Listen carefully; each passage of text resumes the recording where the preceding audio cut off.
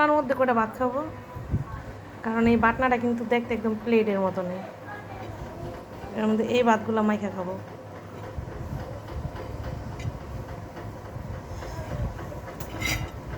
একটু ভর্তা নিতেই খাইলে হইব না। এই যে ভর্তা, এই চাল কুমড়োর পাতা ভর্তাটা অনেক বেশি মজা যদি সাথে থাকে আলু ভর্তা। আসলে সাথে আলু ভর্তা নাই, দেখি রাত্রে আলু ভর্তা বানাবো, খেয়ে দেখবো আসলে কেমন হয়েছে। চাটা ঠান্ডা বসে নিলাম। বিসমিল্লা।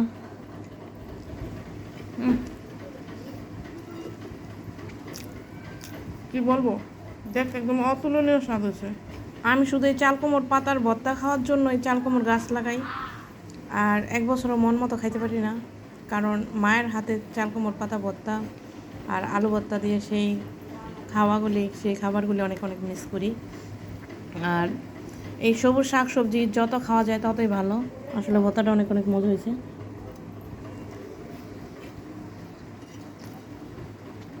দারুণ টেস্ট হয়েছে।